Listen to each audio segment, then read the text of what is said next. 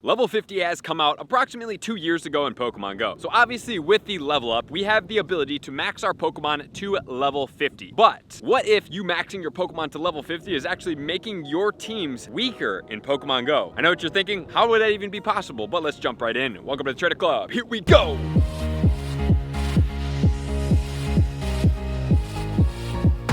Welcome back. I need to ask you guys a serious question about Pokemon Go. Do you max your Pokemon to level 50? And if you do, how much Stardust do you have? Those are my questions that I'm going to pose to you guys, because here is going to be the premise behind this video. If you guys are taking your Pokemon all the way to level 50 and you don't have an abundant amount of Stardust, XL Candy, and the likes to have multiple of these Pokemon to level 50, then more than likely you are wasting your energy. Why? Because when you take a Pokemon all the way to level 50, it takes a lot of Stardust, a lot of Candy, and a lot of XL Candy, which is a lot of premium resources. But when you do take a Pokemon all the way from level, let's say 35, you caught it in the wild, max CP that you can catch in the wild when it's weather boosted, while it does take the most resources from all of the Candy and Stardust, that Pokemon is not getting the most premier amount of raise in IVs, in CP, as far as the attack, defense, and stamina goes, as far as a percentage of the whole of that Pokemon. So I'm going to start breaking this concept down for you guys so you can start understanding this better. And how I got about this is I was playing some Pokemon Go with some friends, and I was realizing that after a certain couple people would go through one level 50 Pokemon, they would have extremely low level CP Pokemon, or they would have extremely irrelevant, not the most effective Pokemon populating the party, or third case scenario is they are getting raid bosses that they did catch populating their party. So they had one really strong raid boss and then level 20 raid bosses coming in afterwards, and I was like, man, I wonder why we're not taking down this raid boss efficiently, until I realized that that's what was going on in the back end of their parties, which was what was causing some turmoil here. Okay, so here's how we're going to start it out. We're going to start it off with Tyranitar, and then each level we're going to run through that Pokemon against Cliff and see how well it does. Obviously Cliff is going to be different, everything will be slightly different, but just to get a gauge to see how we're feeling, let's check it out here. So if we have a 100% IV Tyranitar caught in the wild that is non-weather boosted, it will be at the CP of 3,287. And just for reference, if you power up a 100% IV Tyranitar all the way to the max, it will be at 4,335. So that is just about 1,000 CP increase from the level 30 Pokemon. So technically speaking, you could catch a level 30 Larvitar in the wild without partly cloudy weather or sunny weather, or even with those conditions, and you could have a Pokemon that is 76% as powerful as is the 100% IV, right? So you can kind of see how I'm going to start breaking this video down, as a level 30 Pokemon that's going to go up 20 levels is already at 76% of the power. So let's see how this Pokemon does perform before we get into some of the crazier things as we start leveling this Pokemon up, and what is going to be the most efficient way for you guys to get your Pokemon to where they need to be before you start leveling Pokemon up all the way to level 50. So now let's jump into a Rocket Leader to check out this Tyranitar in action. So after we're done, we're going to compare all the screenshots of all these Pokemon. And here we go. Level 30 Tyranitar. Smackdown Brutal Swing against Sierra right now to see how it does and to see where it's going to cap out at. So we are just going to go after this Pokemon. This one is Smackdown, so it should be super effective. There we go. We will see. We're going to do the exact same thing every time. We're going to go all the way and spam the Brutal Swing. Well, that one's going to get a move off, so we'll go ahead and tank that, and then we're going to go ahead and throw a move each and every time, and then we will see how far along we can get with this Pokemon. Obviously it's a shield right now, so we don't do anything, and then we continue onwards. This is a level 30 Pokemon right here. Ooh, this is going to be quite the uphill battle here. There's our Brutal Swing, and then this Pokemon is definitely going to be taking us down here because super effective,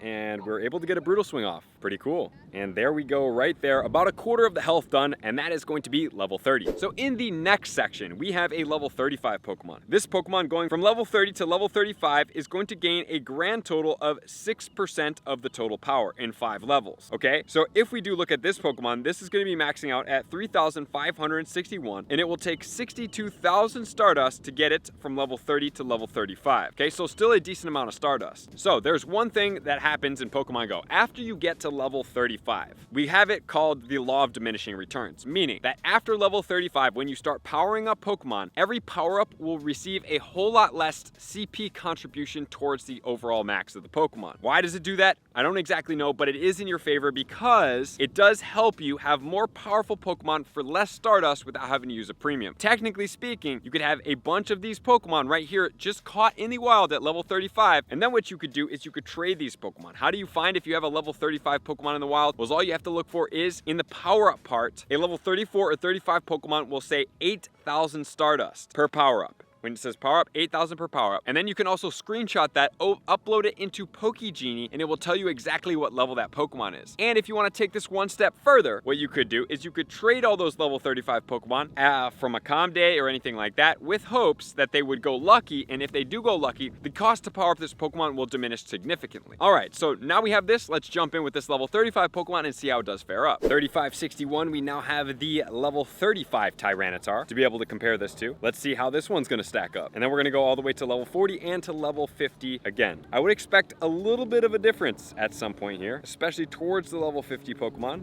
but the same exact thing is just about happening here. Oop, well, that's a little bit of a problem there. We'll go ahead and use the Brutal Swing right off the bat because we had used the other one on the previous Pokemon just to be fair here. And then we'll go ahead and get one of these off. All right, well, on that one, we still have less than the previous one. That's crazy. Now we're gonna jump into the level 40 Pokemon, which is gonna be where we start getting a little bit more expensive. Okay, so from level 35 all the way to level 40, we have 88,000 Stardust. So if you take a Pokemon from level 30 all the way to level 40, it costs you a grand total of 150,000 Stardust. Kind of expensive there, but that's just what it is. Okay, so if we're powering it up from level 35 to level 40, for that 88,000 Stardust, you are gaining a grand total of 6% power, okay? So 6% power all the way up, which not that bad there, right? So that's not the best, not that bad. And if it's lucky, guys, remember we traded all of those. If it's lucky, you could power that up for 44,000 Stardust, which would not require any XL candy as of yet. Level 40 is going to be where it starts requiring XL candy as we do go above. So now let's check this Pokemon out battling right now. And now we are on to level 40, 38, 34 on this Pokemon. I'm not going to make that error again on this Pokemon. Not hitting on the attack button on that last one was a little bit misleading. Okay, there we go. We're gonna go ahead and shield. Same exact thing happens every time. Go ahead and click it, and then we'll go ahead and take down that Murkrow right there. And then we are on to Steelix right here. There we go. Got the Brutal Swing off. See if we can be able to get a special off on this one. There it is. Special going off on the level 40 Pokemon here, 40 Tyranitar, and bang. And then there we go. And we should be taken down just about there. Okay, so that one did do a decent amount of damage difference right there, which is then going to lead us to the final Pokemon power up. Okay, so now if we take a Pokemon from level 40 all the way to level 50, it will cost us 250,000 Stardust. It will cost us 296 XL candy if it is a non-shadow Pokemon, and then it will gain us a 12% increase. So from level 35 to 40, you're gaining 6%. From level 40 to 45, 6%, and from 45 to 50, 6% increase. So from level 35 and up, it looks like you're getting a 6% increase, but the Stardust starts costing a whole lot more because before it was 62,000, then it goes to 88,000, and then from those other levels, which was 150,000, we're adding another 100,000 Stardust on top of that for a grand total of 24% power up. And in the Tyranitar's case, every Pokemon's gonna have a different CP version, 1048 CP. Okay, so now let's take this level 50 Pokemon and see how it does fare up. And then on to our level 50 Pokemon. Okay, so obviously when we're doing PvP, we're not going up against a 50,000+ CP raid boss. We are going up against a much different type of Pokemon here. And so obviously speaking, we will have better results. And so this one, we're able to take down that Murkrow and we're able to go straight into the Steelix. And this one actually might not favor us here because I don't think we're going to be able to get off a second Brutal Swing just based on how we played this one. Yeah, I don't think we're going to be able to do it. It's going to take us down. Oh, we were able to get one. Okay, well that's fair. So here comes a Brutal Swing from a level 50 Tyranitar, and then we will see how it's going to stack up against the other ones. And there it goes.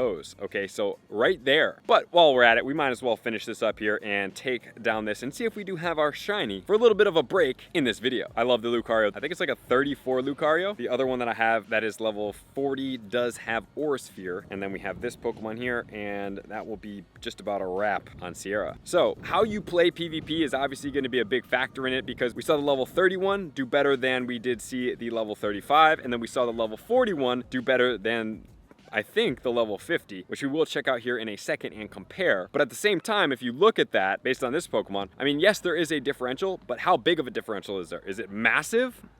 Nah.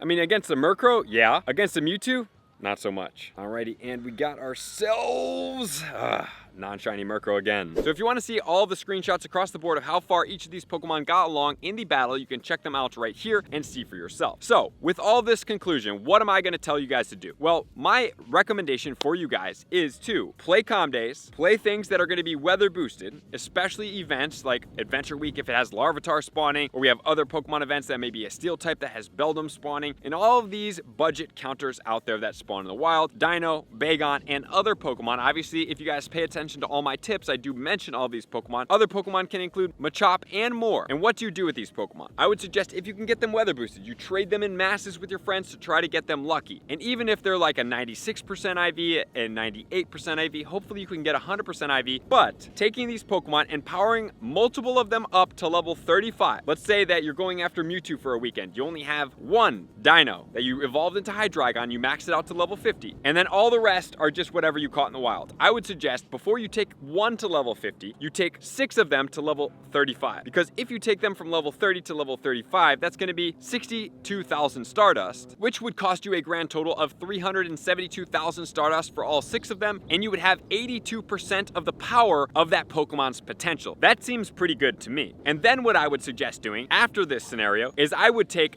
3 of those Pokemon and I would take them to level 40. And then after that, when you have enough Stardust, I would take the last one to level 50. So taking your Pokemon all the way to level 50 right off the bat with one of these Pokemon, you would have a grand total of 100% power on one of them. But if we add up a couple of them at 76% power, we would be doing more damage. Or if we had multiple Pokemon at 82 or even 88% power, we would be having a much stronger team. And the reason why I know this is because back in the day, the progression of Pokemon Go used to be power up your Pokemon to level 35, then power up a couple to level 40, and then level 50 ended up coming out, so I already had a bunch of Pokemon powered up to level 40, and a lot of these Pokemon still populate my raid parties today. Although I have powered up multiple Pokemon to level 50 now, I do see how much more unreasonable it is to power up Pokemon to level 50, one of them, than to have multiple of these Pokemon in parties for raid battles. So we're kicking off this raid that we did against this Azelf, and this is going to be with the level 50 Tyranitar, and then we're going to run it with a, I believe we're at like a mid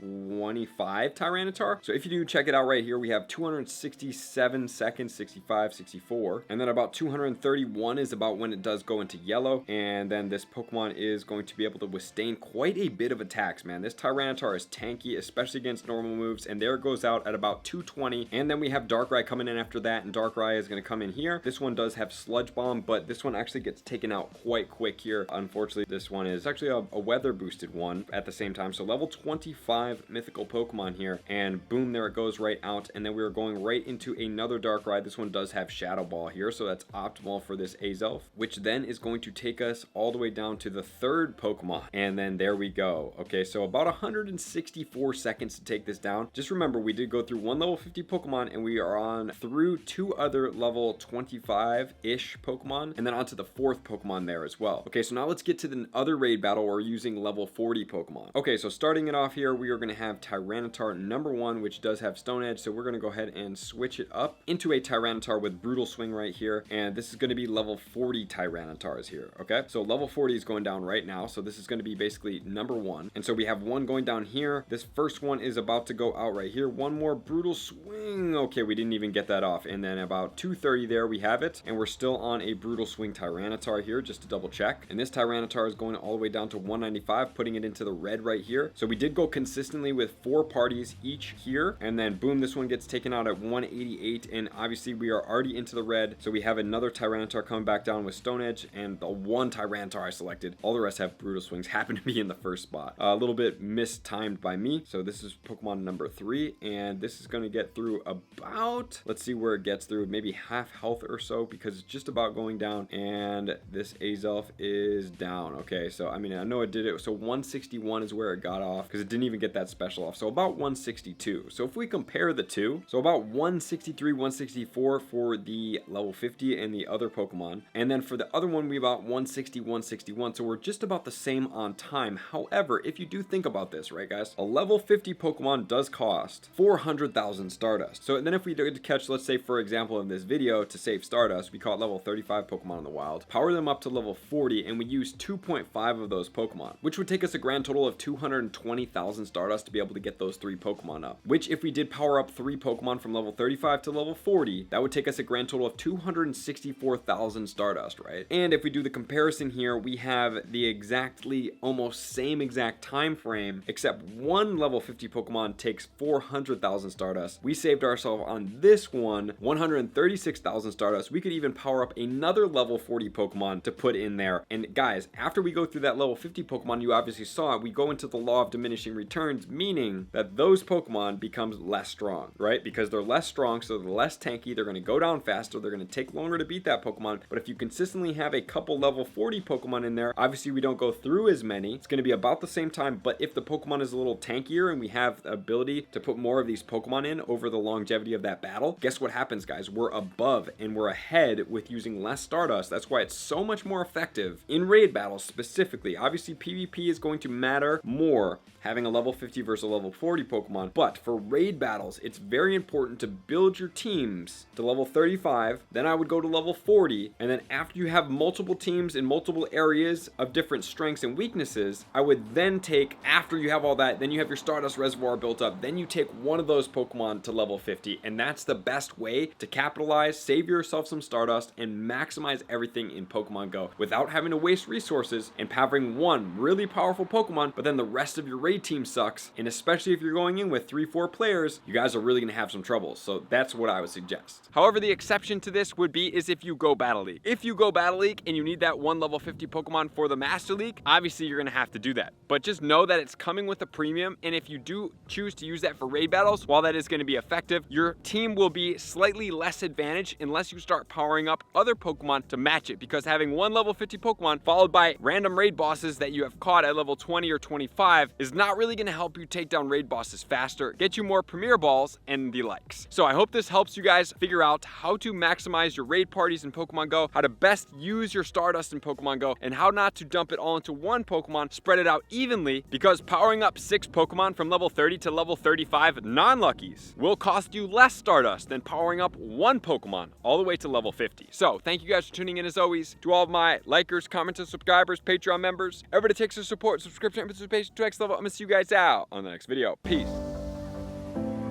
I want to take this time to thank everybody who supports me in every facet. It means the world to me, and an extra special thank you to all my Patreons. I greatly appreciate the extra support to continue to allow me to pursue Pokemon Go full time, allowing me to create my daily video uploads in the most timely fashion for everyone's benefit. Plus, I get the amazing experience of sharing my creative processes behind the scenes and raiding all around the globe with select upper tiers. Thank you everybody for being a part of the Trainer Club. You all mean the absolute world to me, and I will see you guys out on the next video.